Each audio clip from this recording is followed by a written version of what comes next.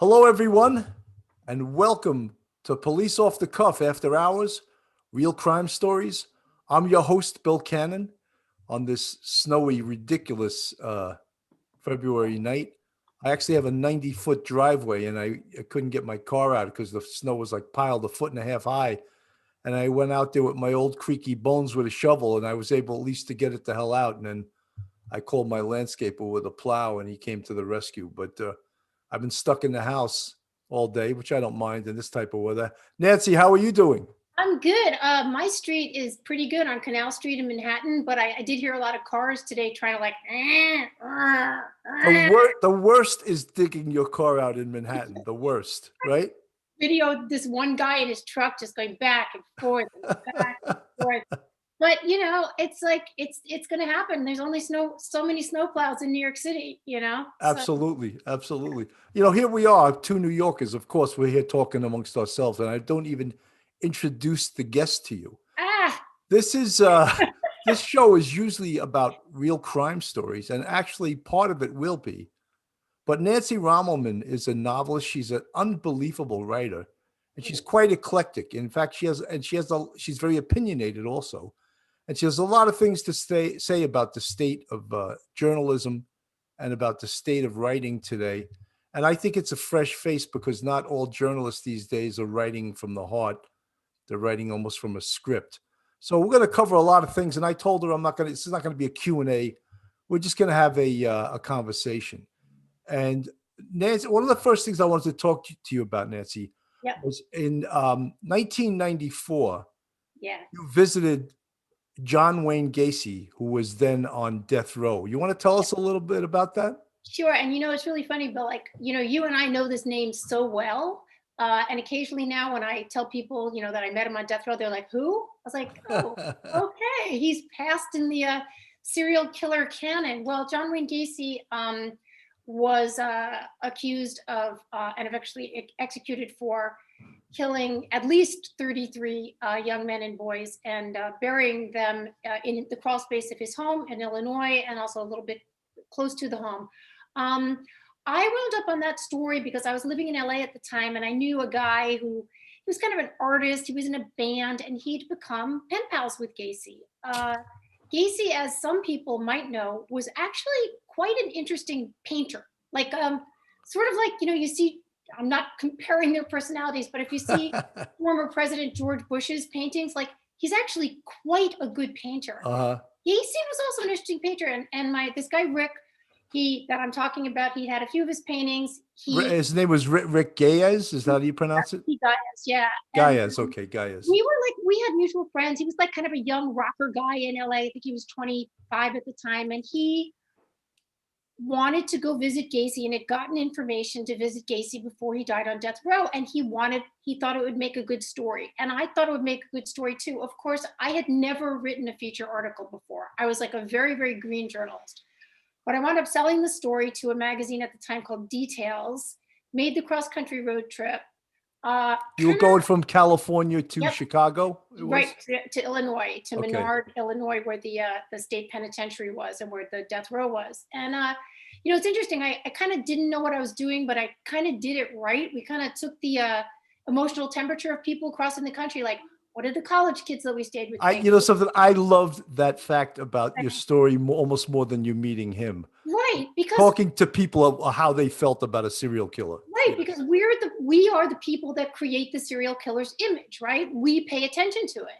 Obviously, there are nicer things to pay attention to in this world. Absolutely. But it turned out to be interesting that we did see him on death row, and he was executed shortly thereafter. And the story was my first feature. I'm happy with the way it turned out. People can, it was actually printed before there was an internet. So a couple of years ago, Outfit came along and asked if they could reprint it so people can get it on Amazon now for like on their Kindle. So yeah, he was actually the first person where I understood what that sort of, I would call it almost like a charming sociopathy or psychopathology is. Very charming, very chatty, very interested in us. Yeah, kids, let's get you kids a sandwich. Very, very. and indefatigable. But that's all part of the manipulation of someone who's a killer, you know. Absolutely, but I didn't know that. I was young. It was my first story. I had not, you the first time you ran into people like this, you didn't know about it either. And then all of a sudden you realize as you do more, investigatory work or more reporting, oh, this is a type. There's a scale, and Gacy was just, the zenith of it. You But know, I, I'm sorry, Nancy. I just want to say when I started out like in the detective bureau and I started interviewing people, and I used to watch the detectives that had the greatest skills of interviewing people.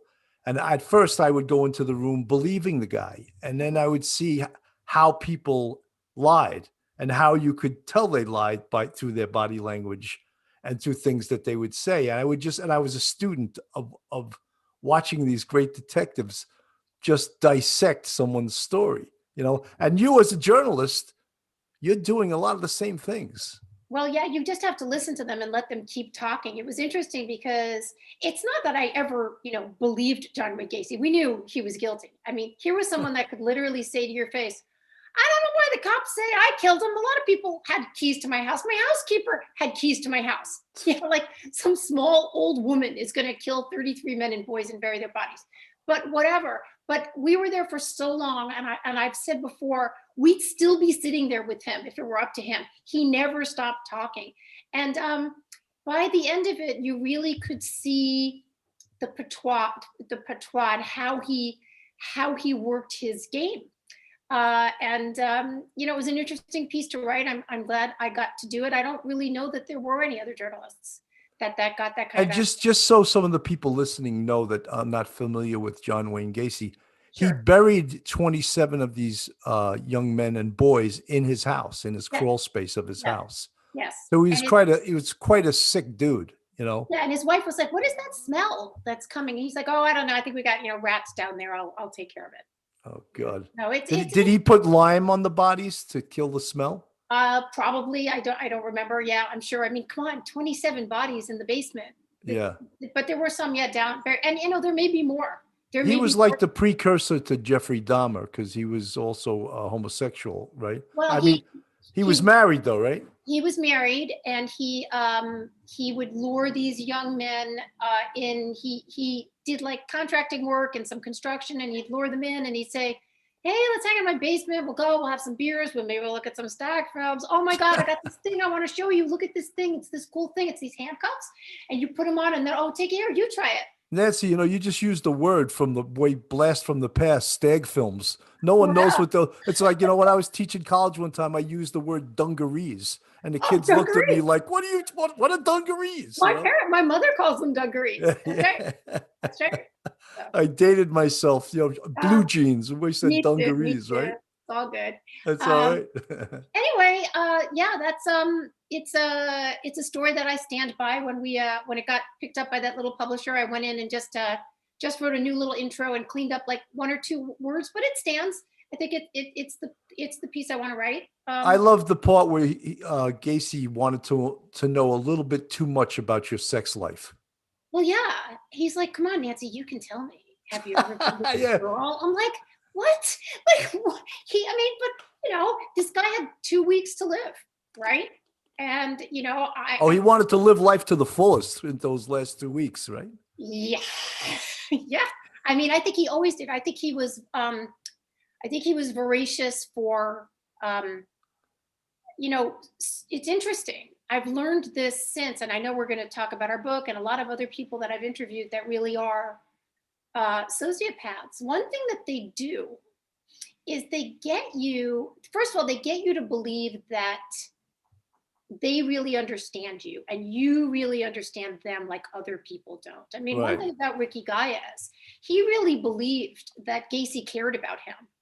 And I was like, did you ever consider, Rick, that you're exactly the profile of the people that he murdered?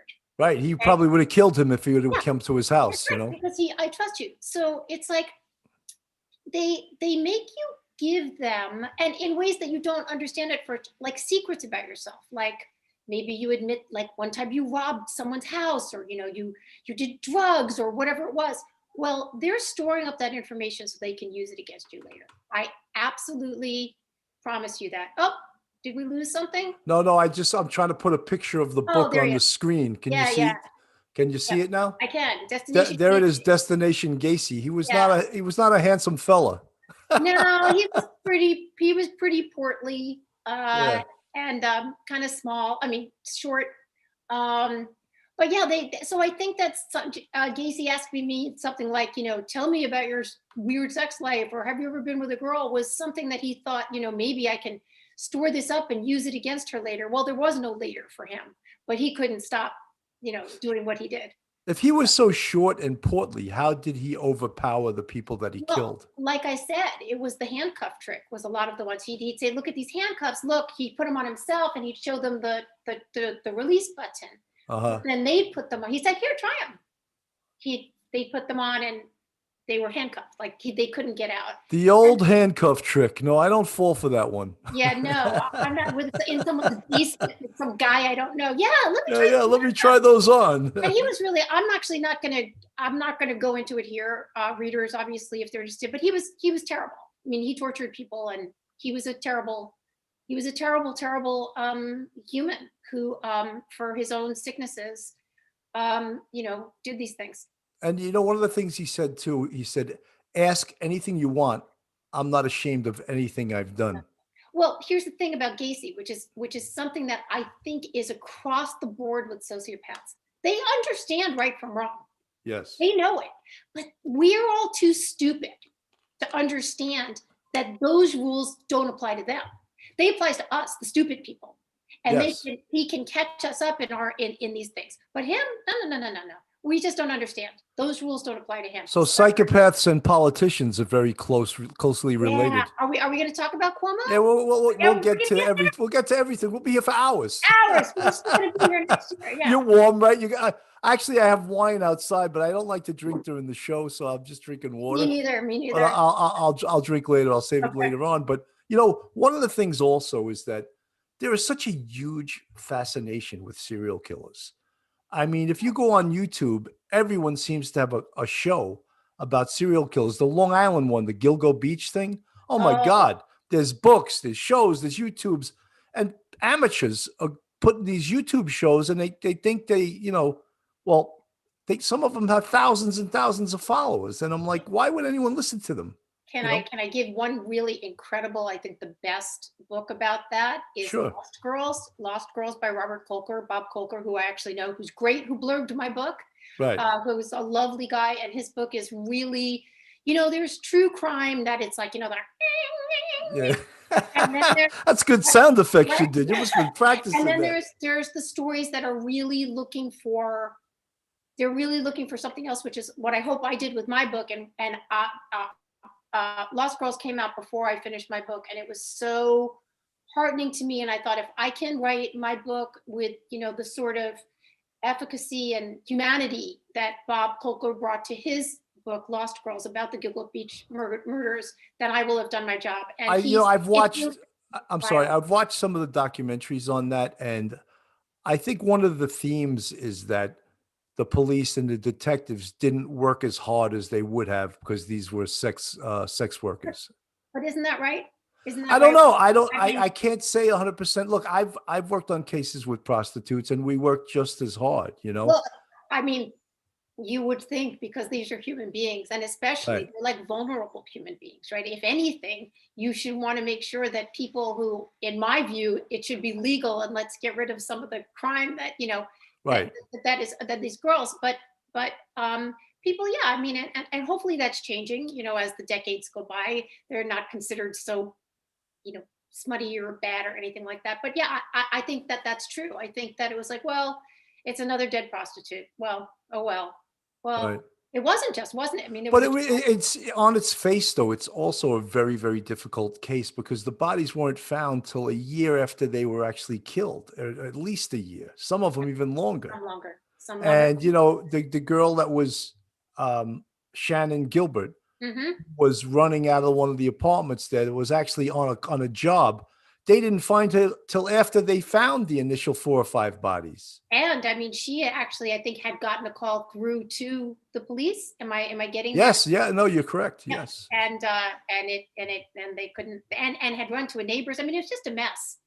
just such a sad, sad, sad, sad story. Nancy, could I just take a second to shout out to, there's a lot of people, there's 46 people on live chat right now. I just want to shout Yay. out to some of them.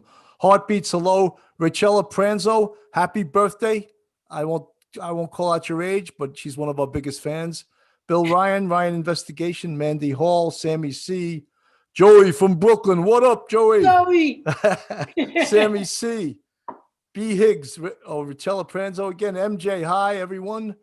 Duty Ron is on the air. Duty Ron, we're gonna do tomorrow night. So don't say everything tonight. You have to save some, right? Oh, that's right. 10 o'clock. I have a whole pile over here. Okay. You got all kinds of different stuff. Miley May, MJ, Dookie 4000, Moonlight View, 12-Step Woman.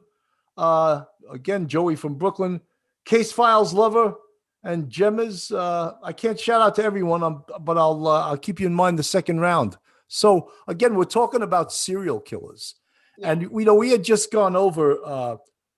I did a show with two retired first grade detectives from the NYPD on the Night Stalker, Richard Ramirez, and he was probably the biggest savage I've ever been, read about or studied in my police career. Even in my live police career, I never saw someone as evil as that guy. But yet people are so enamored with him. There were women sending nude photos of themselves to this guy when he was on death row. When I was waiting to get in to visit Gacy, we finally got into the prison, and we were waiting, and it was really one of these like old, like stone turrety prisons, like water dripping down the walls. And we're waiting in the little waiting room, and there are these two gals, and they're death row groupies, and they're in my piece. And one of them she's a big gal with a gigantic bosoms, which are like gigantic breastises. She's got a big rack, okay? And they're like encased in this completely see-through top. And she's like, you're gonna go see John.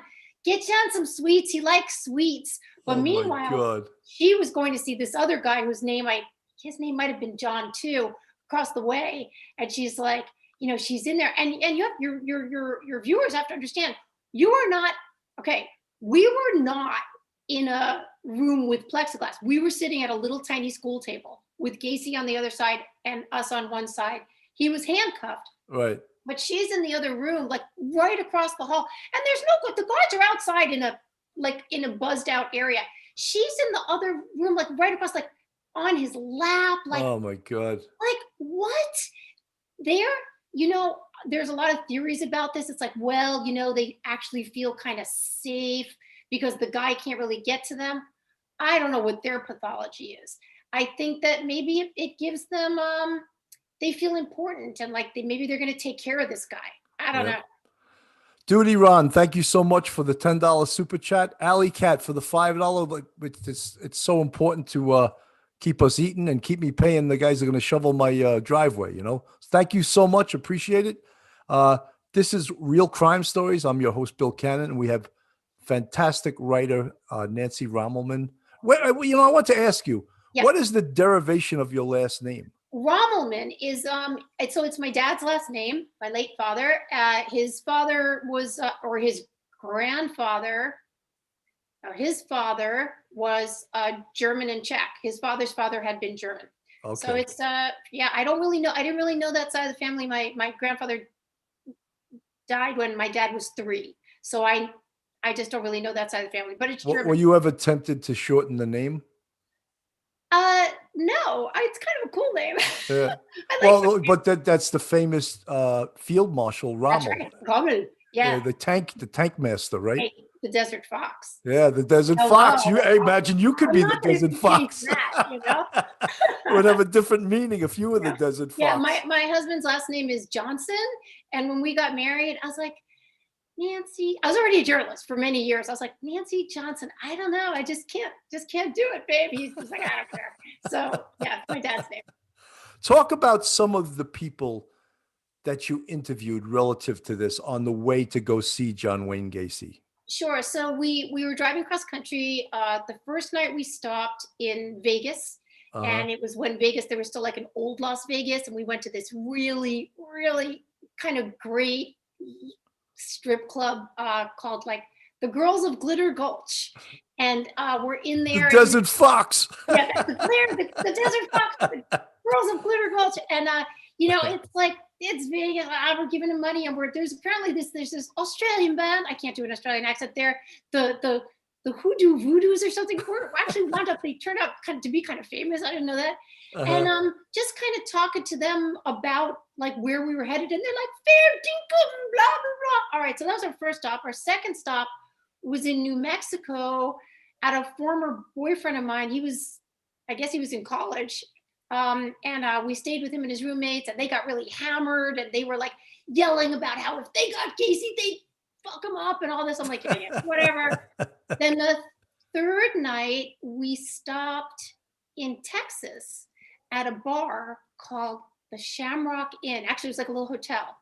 And we sat at the bar, and this guy next to me was just basically Gacy was on TV. You have to understand, Bill. He was being executed in 2 weeks. Yeah, he was a big story. All over the television. Yeah.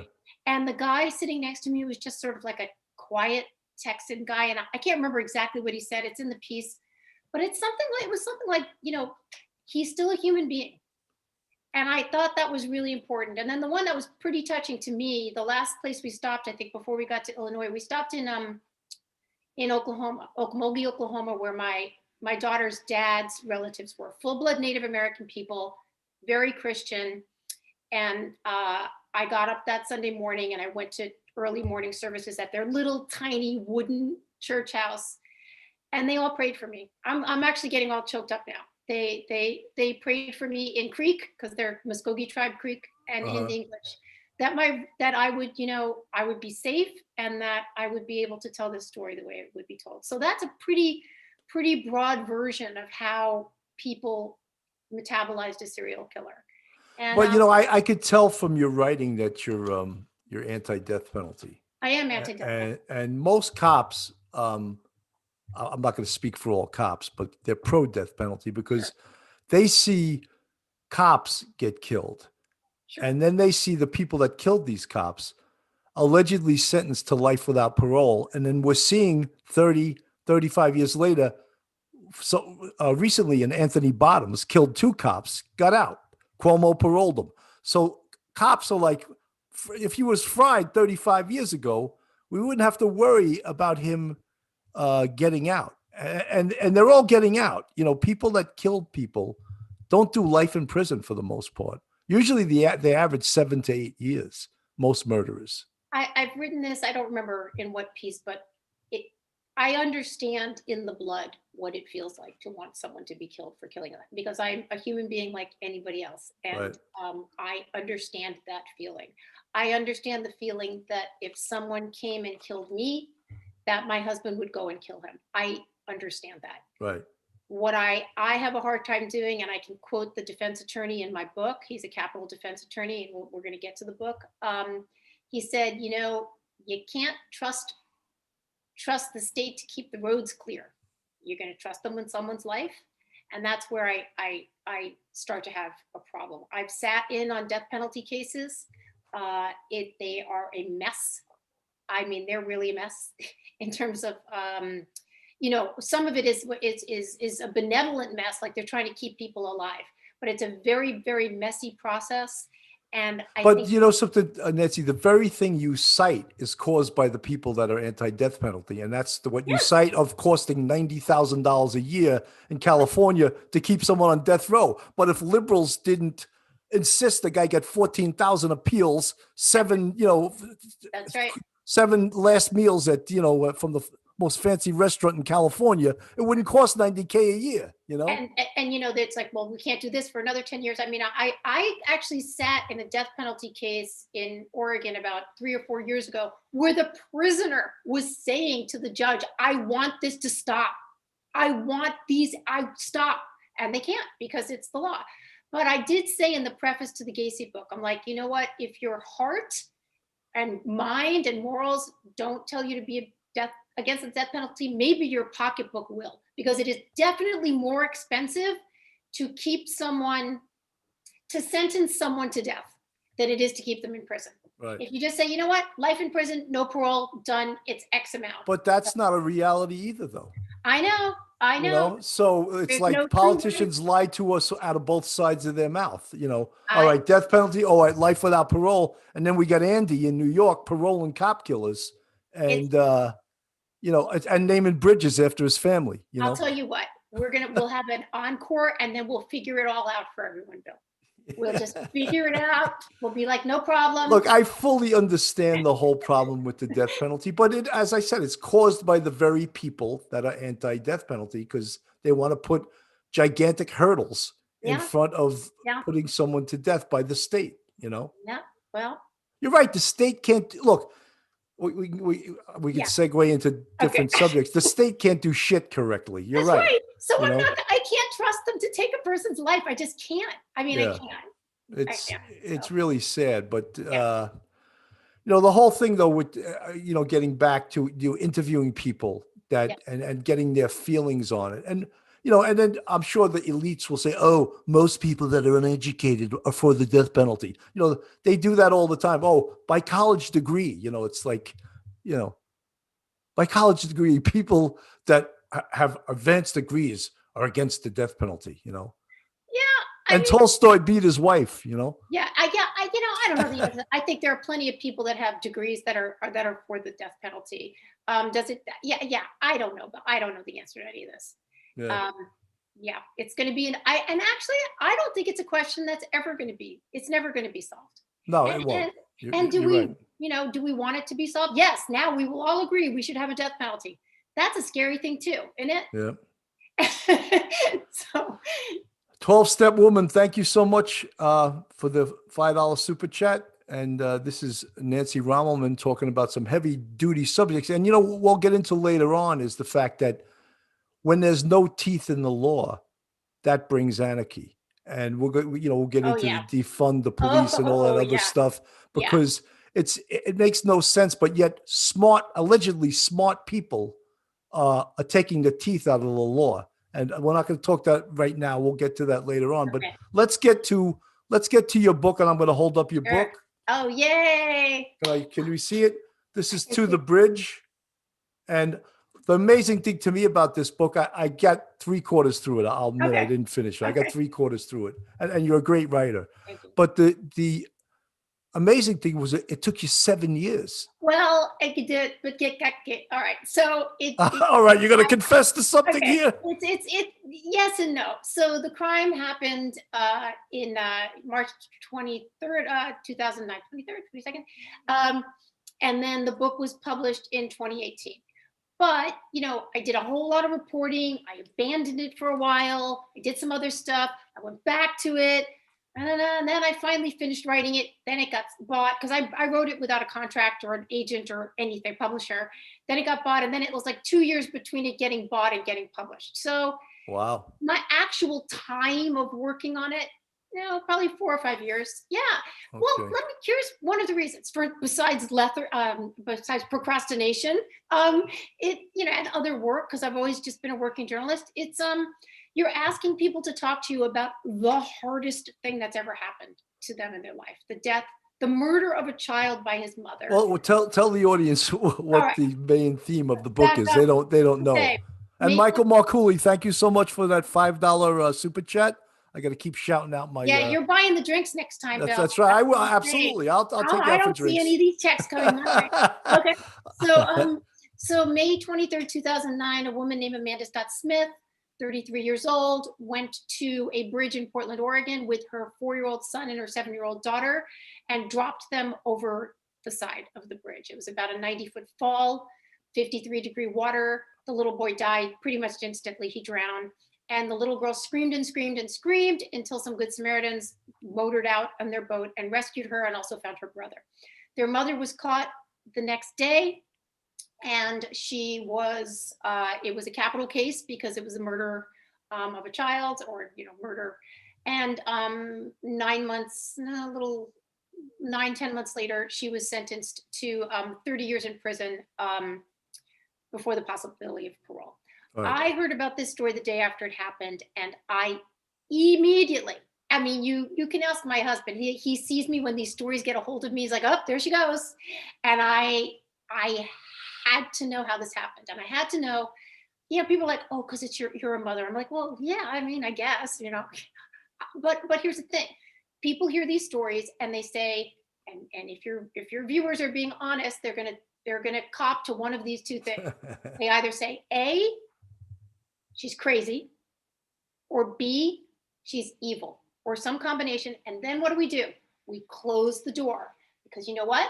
Mothers killing their children is a little bit of a difficult subject to unpack, right? Yes. Mhm. Because if we are like, oh yeah, cool, we can, talk about this, it's just like another thing. Well, then we admit that it's something that happens, and that's dangerous to us. If we want to take it all the way out, unspool the thread, it's like, oh, then we're just gonna, humankind is gonna be extinguished if we allow mothers to do this. Anyway, I was not satisfied with either of those answers. I do not believe that anything comes out of the blue, and especially a mother does not wake up in the morning and go, you know what? I don't know. I think at like 1:32 this morning, we'll bring the kids to the bridge and drop them off. Right. Just like I'm going to take a yoga class at 7, and then I'm going to like bring the kids to the bridge and drop them off. So I needed to know how this happened. And it turned out to be, as these things are, a complicated story, a story that people had been trying not to tell themselves for decades, meaning families that protect the bad behavior of others, protect their reputations, don't want to talk about the fact that one of the people in their family is running through hundreds of thousands of dollars, or is a drug addict, because everybody wants to look fine, everything's going to be nicey nice. But Nancy, that's one of the things, though, you'll find out in most parents too, when one of their children are a drug addict or an alcoholic, they sometimes enable them, right? Enable them to do that. And when they go through it till it plays out, they're told by professionals, no, you have to let that person hit bottom. Stop helping him or her. Stop helping them. Let them hit bottom. That's the only time they'll start to get help and get better. It's very hard, though, Bill. I don't know. Yeah, no. Look. Yeah, right. I know a lot about the human condition, and obviously so do you. But I'm just letting our fans know, in case you don't know about the human condition. In case you don't know, let them hit bottom.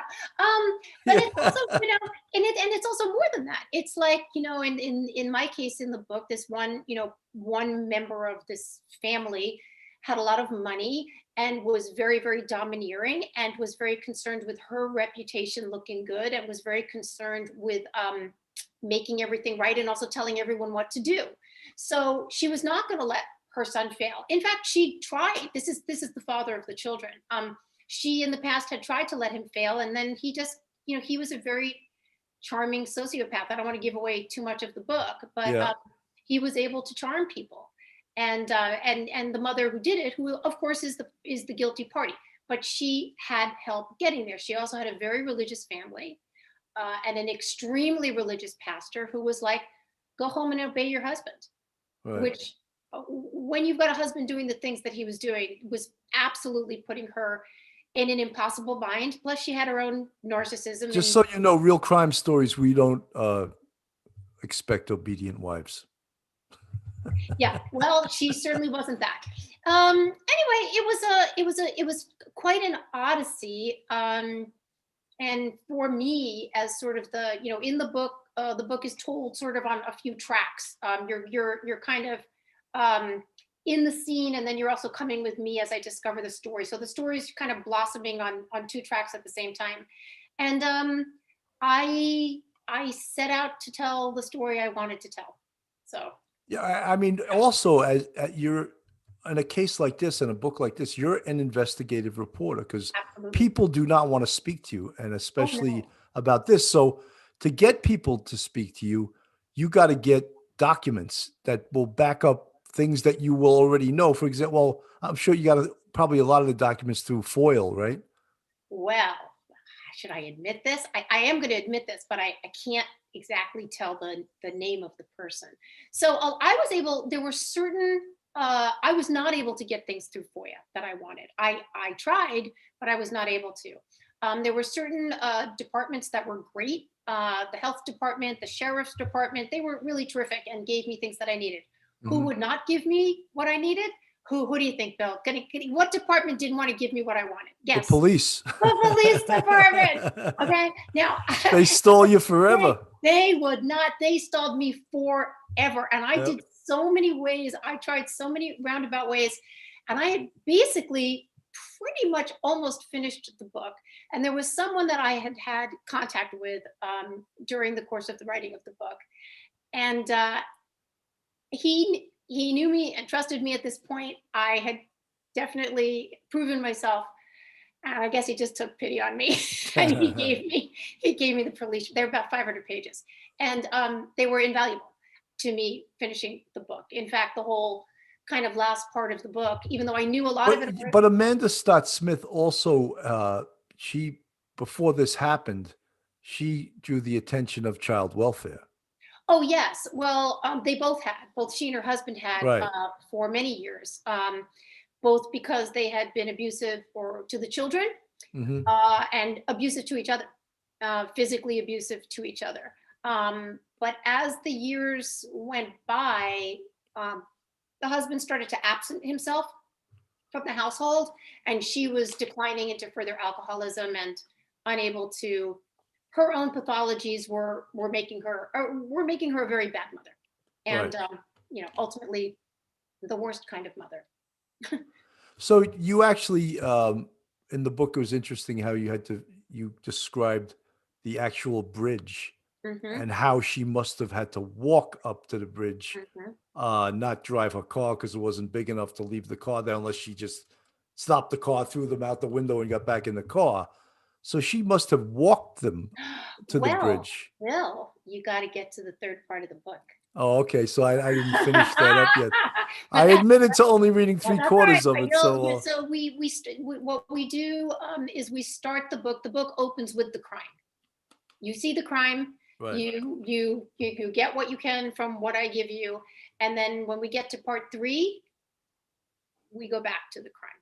And I this is an interesting way. It's probably kind of I don't know, traditional, but it's not that unusual way to tell the story again with what you now know. And so Right. you're basically seeing through new lenses and It's with like, a it's like Pulp Fiction. Start at the yep, end of the movie, right? yep, yep, exactly. How does And that how does that somehow work? It's crazy, right? well, you have to spool out your information carefully. Right. And but it's interesting. The I guess it was hard. You're right. It's sort of like they say, like childbirth, like you do it and it's hard, but then you forget.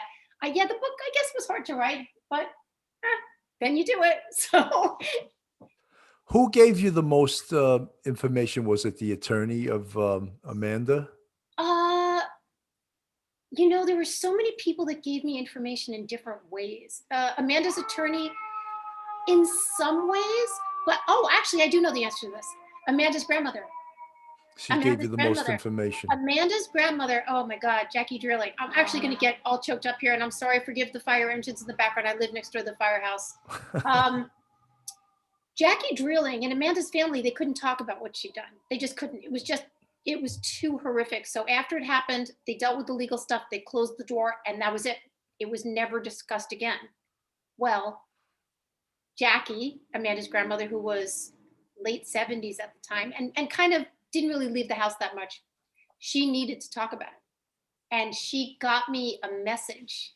It was crazy. I met her at this boat dedication for the kids, and I had heard she wanted to speak to me, and I went up to her. I was like, "Hi, I'm Nancy Rommelman. I hear you wanted to chat with me." And she was like, "Ugh," and I was like, "What? Okay." And Now you then know what it's like to be a cop. yeah, but then a few days later, she said to the woman who was our intermediary, she's like, "Give Nancy my information." And so she was, and also Amanda had an older son, Gavin, and his stepmother, Chelsea, was very, very helpful to me. And through her anger, obviously. I mean, there were some people that are just absolutely heartbroken and destroyed by this, and other people who are so enraged. But Bill, I didn't tell you something. What's I'm that? going to tell you now. Okay. This is amazing. This is amazing. Right before the book was coming out, it was about 6 weeks from publication. I was getting on a plane and I opened my phone and there was a message that I saw the subject line, email, and it said, "I need to talk to you about your upcoming book about Amanda Stott Smith." Okay, let me tell you something. This is not what the nonfiction writer wants to see 6 weeks from publication. You're Right, like, right. "Oh my God, I got something so terribly wrong. I'm doomed." And I can't actually answer because I'm getting on a plane. Hmm. So I get to where I'm going and I open it up, and it is from the child that Amanda Stott Smith gave up at birth. Wow. He had somehow found out that she was 18, had found, oh no, 16, something, had found out my book was coming out and knew nothing about her mother, had never met her, and wanted me to fill her in about her. So I went and visited with her in Arizona and I wrote about it, and I will send you a link to the piece because this Wow. is truly stranger than fiction. If someone had said, oh yeah, this young woman whose mother killed and tried to kill her siblings is now reaching out to you, Nancy Rommelman, to find out about her mother and her siblings and maybe put you in touch with them. Anyway, it's a pretty good piece. Well, you know something, that's, I mean, when you think about a girl like that, 16 years old, never met her mother, and her mother's a murderer that killed a 4-year-old boy and tried to kill a Mhm. 7-year-old girl. I Her mean, siblings, her half yeah, siblings. how similar, how do you get over that? How, you know, Well, again, interesting. yeah, I'll read it. I I will will. I read will. it. It's short. I published it on that website Medium. I didn't wait. I was going to publish it with a different magazine, and it didn't work out. And I just wanted to get it out into the world. And it ran.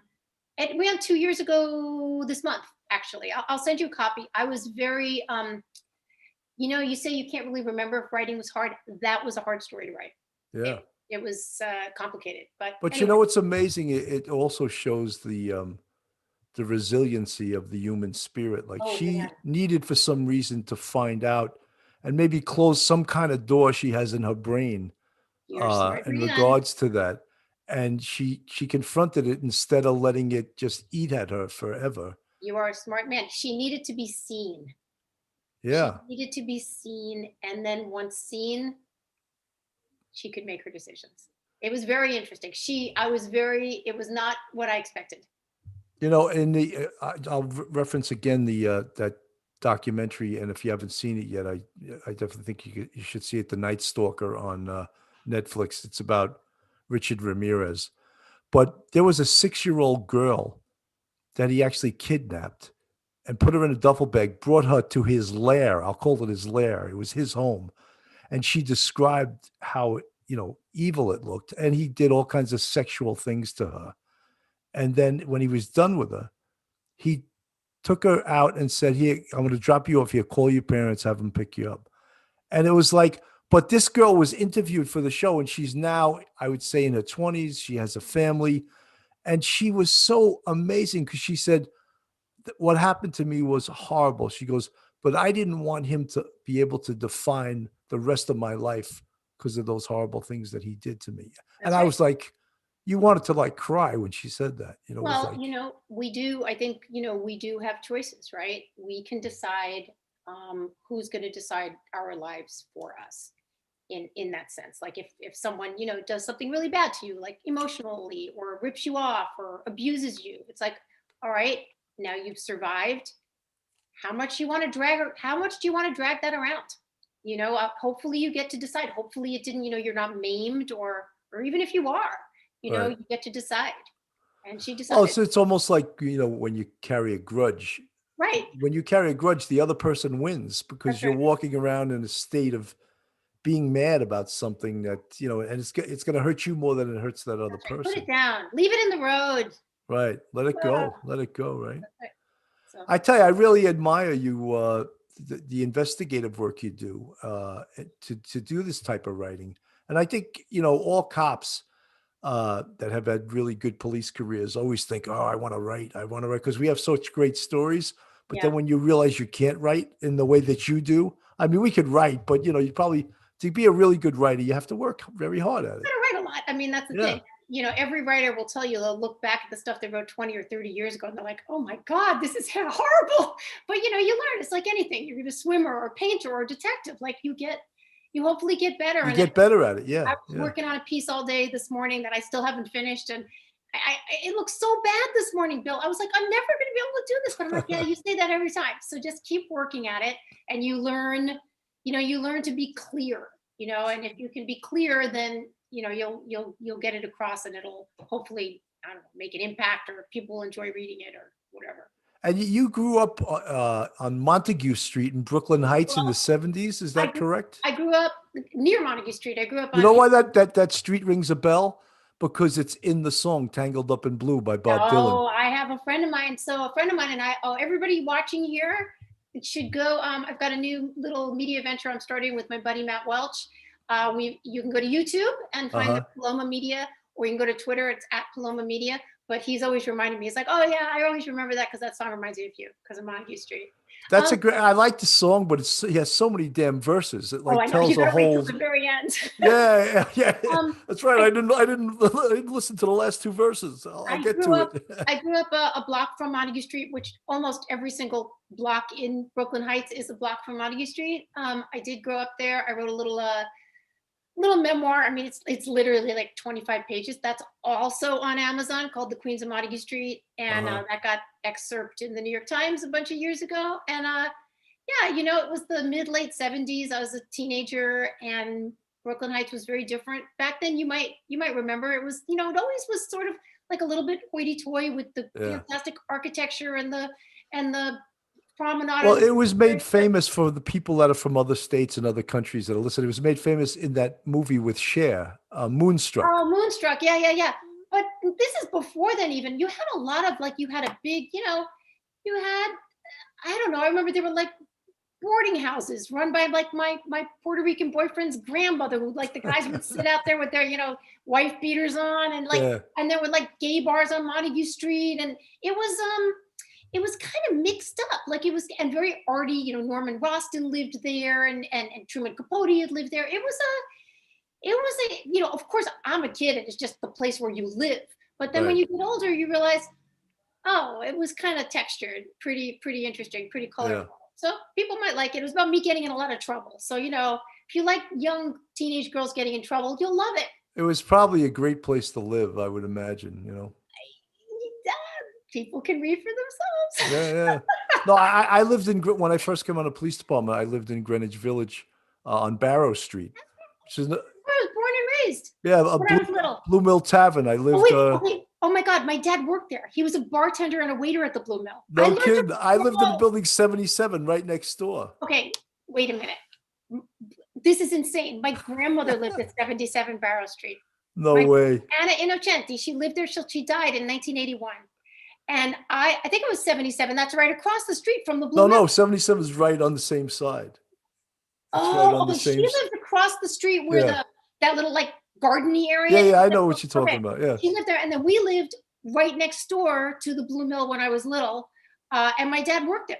Yeah. And then Chumley's is right up the street. The famous Chumley's Chumley's. closed. I know. It's crazy. Closed. In the history of New York City, I was a bartender at Pete's Tavern on 18th and Irving Okay. before I came on the police department. Okay. First of all, my mother used to hang out when she and my dad got to work. She hung out at Pete's Tavern. Second of all, my parents courted at Chumley's. Wow. Wow, that's crazy. Barrow Street is that corner. I should tell, if your viewers don't know, the corner of Barrow and Commerce is the most beautiful corner. Cherry Lane Theater. My dad worked at Cherry Lane Theater. Cherry Lane Theater.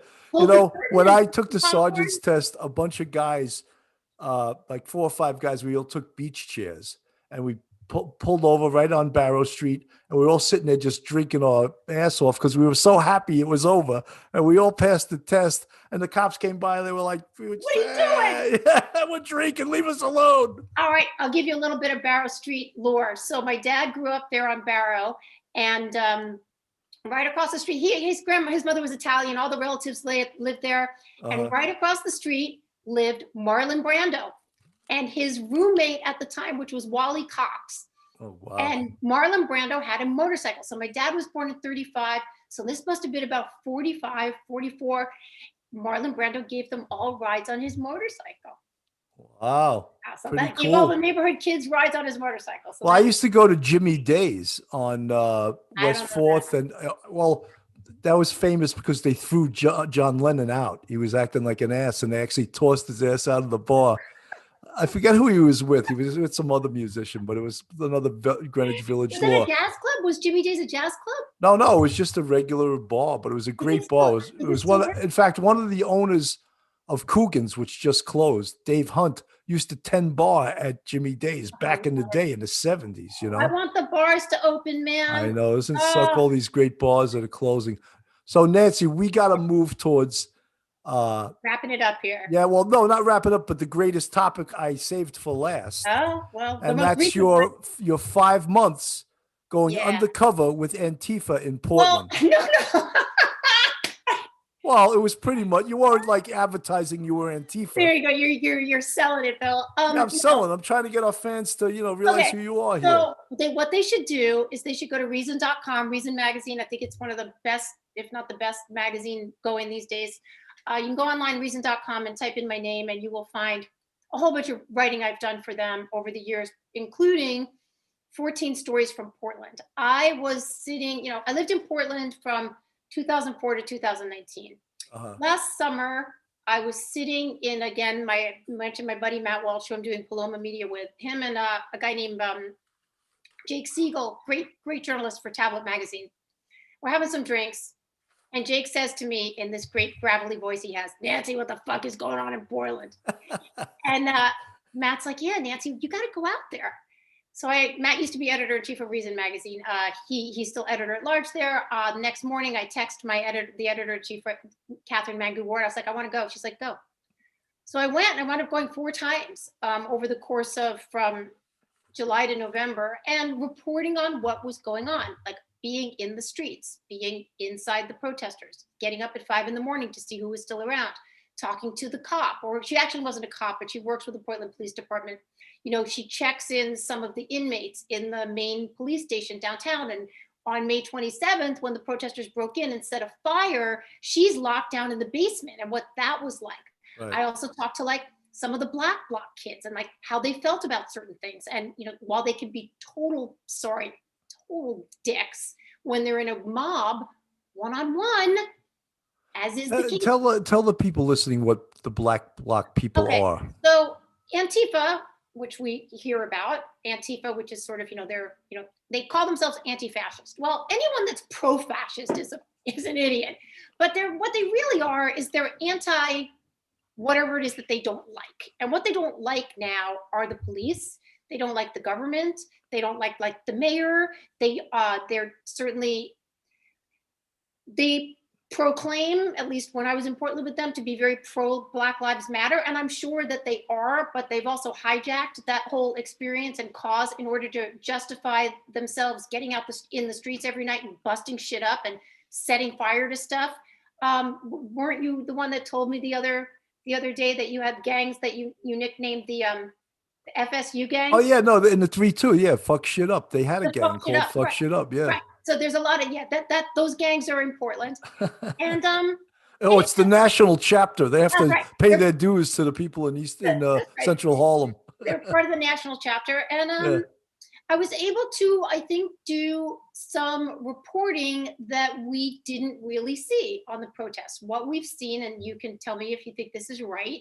If you go to Fox, you get, savages are coming to your town. And if you go to CNN, you get, what? These are peaceful protesters and they have to have their rights. And,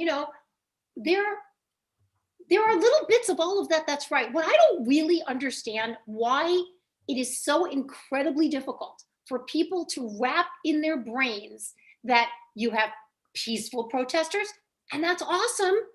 And then you have the non-peaceful protesters, which are a small group, but they can do a lot of damage and demand a lot of attention. For some reason, people that are pro-peaceful protest, and I really don't know why you wouldn't be pro-peaceful protest, they feel like if they admit that other part exists, then it tarnishes the whole experience, which it doesn't. But when you pretend those people that are lighting up the police union hall every night, lighting it on fire, when you pretend that they're not doing any damage, and when you won't arrest them for doing that, you got a problem. Portland has a big problem right now. But Nancy, one of the things that I find so ridiculous about all this is that I think it's part of government's role is to protect its citizenry. And when they are unwilling or unable to do that, they shouldn't be in their office anymore. Because look, people that just go out and they want to hurt other people that are going about their lives, working, paying taxes, doing what they do. How does the government allow people to just like over the summer when you saw people uh, getting in people's faces that were out to dinner and they would eat their food, or like, how is that okay? How is that peaceful protesting? It's not okay. It's not okay. But the problem was, I think, I mean, I can't go through the problems of every generation and when these movements, take hold, going back to this, the French Revolution.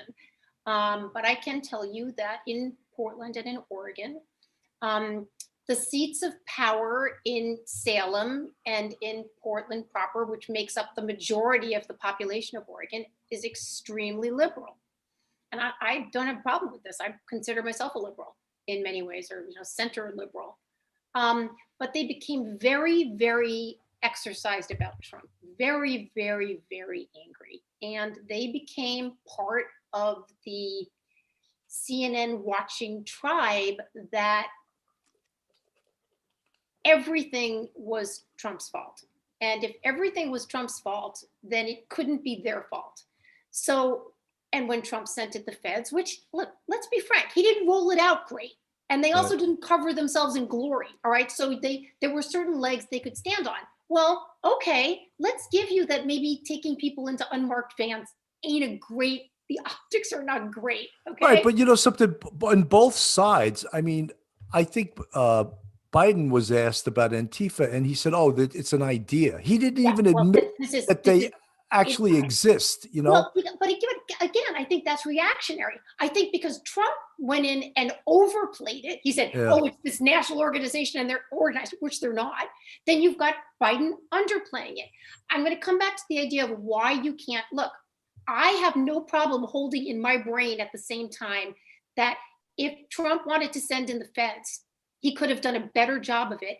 And the fact that you had these Antifa, and Black Bloc are basically sort of the violent arm of Antifa, but basically in Portland, they're a bunch of 22-year-old kids that put on black clothes, black bike helmets, they carry umbrellas or collapsible batons or nothing, and they get out and they sloganeer and they get in your face. They know how to fuck shit up because it's just like when you have children, small children, they're great at breaking stuff, but they don't know how to build anything. So these youngsters get out there. I've written this before. It's COVID. Schools are closed. Maybe they lost their jobs. They're not allowed to leave the house. The bars are closed. The music venues are closed. They can't do anything. Oh, but you know what they can do? They can go out every night, be with their crew, fuck shit up, and save the world. Right. That's what but they do. When you say that, I find this hard to believe when you say that they're not organized, because in New York City, and I know this has been referenced before, they were delivering pallets of bricks to the protesting sites. And that doesn't happen without organization. Okay. When they're coming, hold on, let me finish. When they come to a protesting site in buses, who paid for those buses? How did they know about these buses? You know what I mean? When they all dress in black, who's telling them to all dress in black? Well, that's been going on for a long time because it disguises you, right? People that are going to behave badly do not want their faces seen. Right. You are absolutely right. There is organizations, there's cells, right? And they, you're with your what's it called? Your something group. I'll remember the name of it. So yes, there is. And so you're with your groups, and then there are certain ways where you find out what's going on. What I meant to say is it's not a national organization, right? That's so that everybody's coordinating together. And that's sort of deliberate from what I understand. Like you don't want people knowing what you're doing. What that's also creating. Well, because they could hit them with RICO. That's right. They could. And maybe that's why. That's right. But I was also baffled during these 6 or 7 months of these riots, why the FBI didn't have any major investigations on these groups, and including Black Lives Matter, because they could RICO these people. And I heard nothing about it, which I find curious, because when one side is almost cheering them on and the other side is saying, well, these guys are terrorists.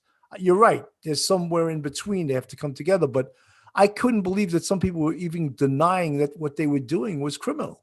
Well, you had, first of all, at the beginning, at least, you had people sympathetic. I mean, I marched in the streets among these groups, and they were marching through one particular street shouting that the people on this street, these are residential streets, were gentrifiers, and Black people used to live there. And you had people, white couples on the porch, yay, yay, young people spreading your message. Okay, well, I get it. They want to be supportive. You also have people that are afraid to go against, they're like, I don't want to make any noise. I want to just have my life, take my kid to tennis lessons or soccer practice, and I'm not political. Well, that's changed a bit. It started changing when, they're going through the streets at night with lights and shining it in your windows and shouting, get up, get up, get up, motherfucker, get up. And I have to tell you, and I've written this before, in 2019, we had my daughter's dad living with us. I was still living in Portland, and my daughter's dad was living in the house with my husband and me. My daughter came in from New York. Her husband came because her dad was dying of cancer,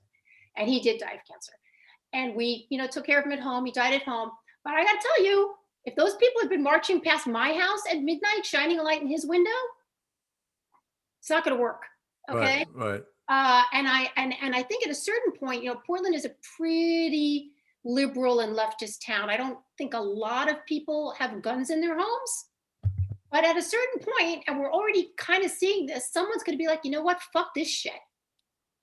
And that's not going to be right. There's going to be pushback, and there's going to be pushback, and then the protesters are going to have a better leg to stand on. See, we're getting murdered in the streets. It's like, yeah, but guys, stop annoying people. Look, this isn't Kent State. It's not Kent State, but they're, the whole thing about even not letting the police is crazy.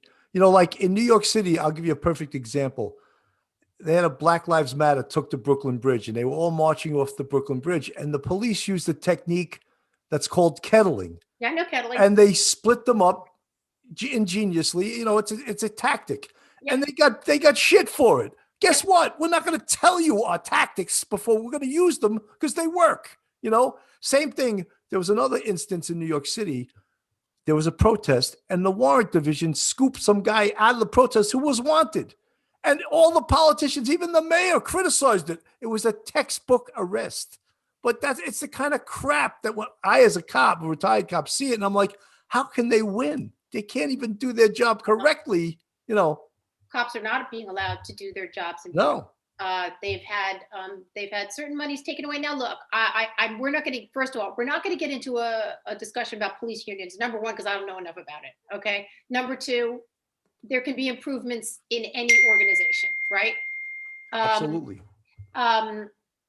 So, anyway, I don't know what the answers to these things are. Well, look, the history of responding to riots and disorder control goes back to Rodney King. That was one of the biggest, caused the biggest riots, one of the biggest riots over that. At the time. Yeah. And was there for the riots. And because of that, most police departments across the nation trained to how to better respond to a riot. I mean, that idiot, Reginald Denny, he was a famous truck driver. Yeah. He got hit in the head with a can. Yeah. He actually almost had brain damage, but he drove into the riot area. Any good policing should preclude letting cars or trucks drive into the riot area. Why did he do that? By accident? Well, because no one told him that, hey, this riot zone, no one hung up signs saying, yeah, you want a riot, come in here. But that was part of the things that the police had to learn. And we had a chief in NYPD. His name was Louis Animo, who was the chief of the department. And he studied disorder control all over the world and watched how they did it all over the world. And he sort of became the guru on how to respond to riots and disorder. And all of those things that they learned and he brought to the department was forgotten about once the mayor says, I want a soft touch. Now you can't, de Blasio, Oh my God. I can't stand him. I can't. I don't even understand how someone can be as bad at his job. But something, the New York City electorate deserve who they vote for. And they voted him in twice. They voted Cuomo in 3 times. He's going on 4 times, I heard that Andrew Yang is running, he's got COVID. Does he really? Yeah, he has COVID. That's crazy. So tell us about some of the, about even you tried to take pictures at some of these riots. Yeah. this has been interesting. Actually, of all the stories I wrote for Reason, again, there, you go to reason.com and type in my name. The one that got, I think, the biggest response was in late August, early September, when I wrote about how the story was being disseminated. Because most of the country would see occasional photos of, rioters acting really badly. But mostly what we saw were police acting kind of bad. Like, whether it was like, pummeling people with sticks or, tear gassing them or whatever it is. And Right. I was like, well, there's a reason for that. And the reason for that is that the people on the ground, the Black Bloc kids, the people that are causing the mayhem, which is a very, very small minority of the protesters, between maybe 200 and 600 people, they're controlling the narrative. And the way they do that is they get different people that have like press. They put just like Jimmy Olsen in the old Superman, they put like a press thing in their head. Yeah. Or they have like the young girls that put medic across their chest, and they all have their little roles. And now you know that they're on your side, meaning they want the demonstrators, rioters, protesters, whatever you want to call them, they want them to look good. So the only pictures they're going to take of them are them setting up the place where they rinse out people's eyes, or here we are giving out ribs. Here we are being besieged by the police. So that's what they photograph. Anything else, they don't photograph. If you photograph it, I was photographing everything. I was photographing these people, those people. They don't want that. So what they do is they stand in front of you. They put their umbrellas in front of they put their hands in front of you. They steal your phone. They stole my phone. They threaten you. I wasn't threatened very often. I got threatened by one wacko that he said he was going to kick my ass. He had a baton. I had a couple other people say, oh, we know who you are. They never want their picture taken. They're like, photography equals death. You're like, could you explain that? Can you explain that to me? No, they can't explain it, Bill. It's just something that they shout. They don't know what they're talking about because they're 20. Well, you in another interview, you used a really cool term, I thought, and you called it collective effervescence. Effervescence. Yes, they have this collective effervescence. They're all out there doing these things together, but they don't want you interrupting the narrative. So when you take the pictures, they either A, prevent you from doing it. B, I had this happen multiple times, including by journalists in Portland. They published my picture. Stay away from her. She's a fascist. She's right wing. She's against you. I'm like, I'm not. I am not. And they make sure, they try to make sure that anything anyone else photographs that's not to their narrative doesn't get shown. And then they flood the airwaves with their own stuff. And it's picked up. It's picked up by CNN and MSNBC. I had people pick up my stuff too. BBC, and I did interviews with people. But for the most part, they're successful in controlling the narrative. And the narrative is the cops are bad and we are being besieged. So anyway, that piece seemed to strike a chord with people. They're like, wow, now I know why I'm seeing what I'm seeing. But doesn't a journalist want to report what's actually happening and not? Oh, Bill. No, I know. I'm purposely playing devil's advocate and acting naive. Well, but isn't that supposed to be? Okay. So I 100% believe in reporting what I see. Now, are people going to have biases? Sure. Are they, some of them unconscious? Yes, of course. But I'm going to show you what I'm seeing. I'm going to put it together in the most honest way that I can, and hopefully leave a little air between the lines, as a editor of mine used to say, so that you can come to some decisions yourself.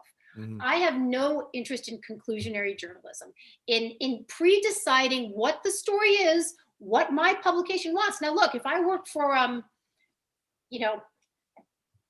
don't know. I've never seen OANN, but I understand they're pretty conservative. Yes. If I wrote for them, or I would be steering my stories that way. I was actually on Fox News for the first time last week. I did a hit for them. And did they hang upside down in the closet before they interviewed you? They did. Actually, you know what they did? They pulled a van up right on my corner, this gorgeous news van. I just went down, sat in it, and there was like a picture of a cityscape behind me. And the host was terrific. He was really nice. And he said a few things like, well, he wasn't leading me, but he was like, isn't it like this? And I was like, well, it's kind of like that. Like, I'm going to tell you what I think. I'm not there to parrot what your narrative is. We might even disagree. And how great would that be? Right. Because now maybe you can, just like the death penalty, you can give me something that you've experienced and know about, and I give you something. That is not the game for sure that a lot of the journalists in Portland are playing. They were very, very, very pro the protesters' sides, even the violent ones, and literally put my picture online and said she's Right. the enemy, which I found to be so juvenile and reprehensible. I was like, Except that also puts your life in danger. It really but does. they told me that I was putting their, okay, I swear on my daughter's head, I was told that I was putting their lives in danger by photographing what was going on. I was like, well, if you're not doing anything wrong, how are you? It was just ridiculous. But anyway, I do the best. Nancy, can we just touch upon because I know we don't have that much time left. We've already Sure. been here almost an hour and 15 minutes, but I wanted to ask, when you take the teeth out of the law and there's no prosecutions on people doing arsons, basically arson is a very, It's very arson. serious crime. It's arson. Yes. It's very serious. In fact, I think arson first degree is a B felony in New York State, which, qualifies you to 12 and a half to 25 years in prison. In fact, in New York City, they had these two attorneys tossed a Molotov cocktail into a police vehicle. Oh, I know that story.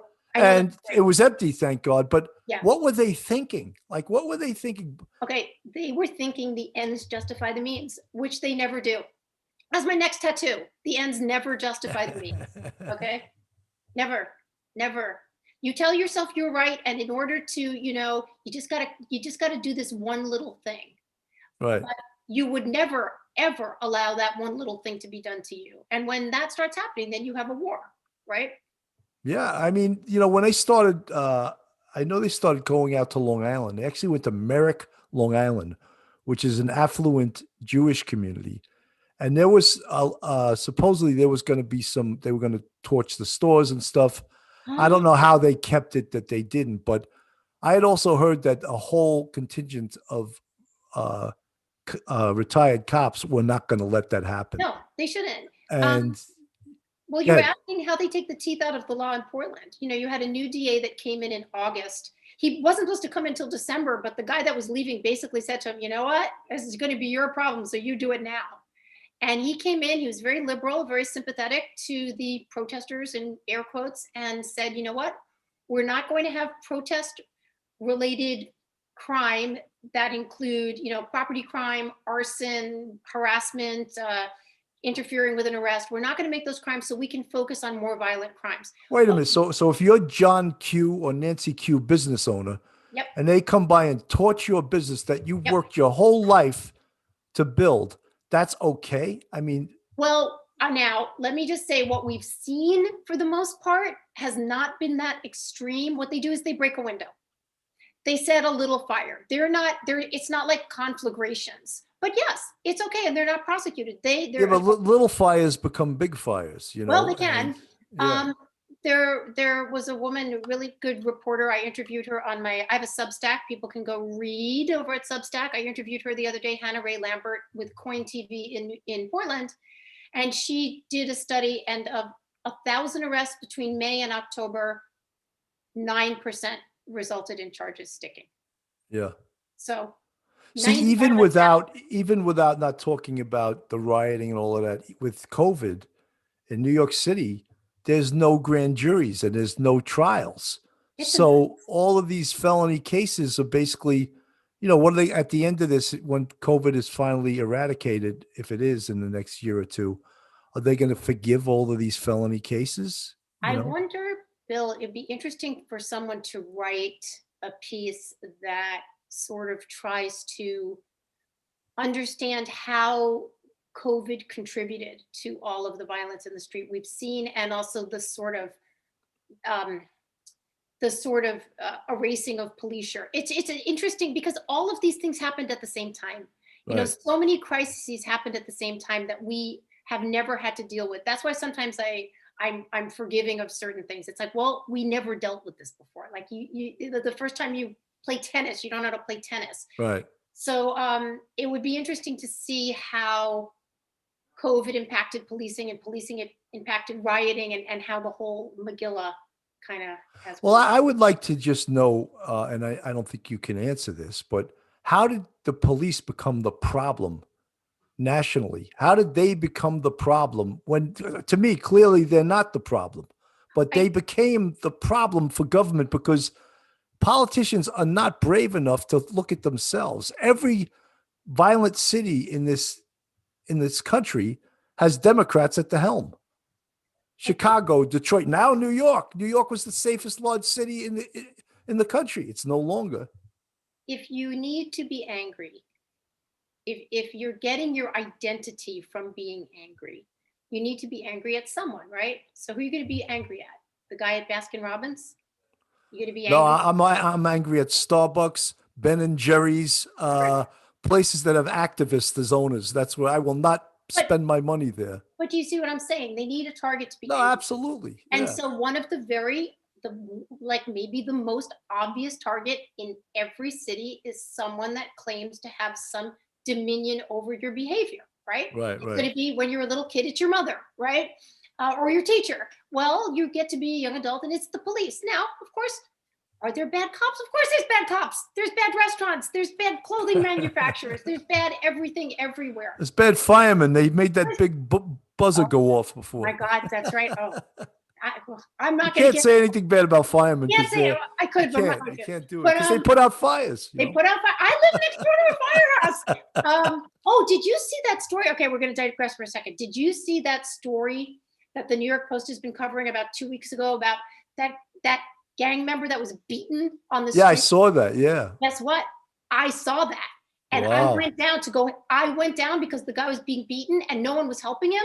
And I ran downstairs and I opened my front door and this guy is come running toward me. Nope, nothing from the waist down, so covered in blood, Wow. like he looked like a can of red paint. And he says to me, "Help me!" And then he spins around this guy in a wheelchair, homeless guy, and runs down the street. And I'm like, "What?"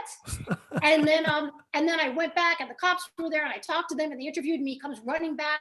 Anyway, I saw that whole story. But what that was about something. They seemed to that they had knew Yeah. him. They So knew what him, they I were think. saying was everybody in the street was shouting was, "He robbed people on the bus. He robbed people on the bus." But as it turned out, he had arrived on the bus from Atlanta.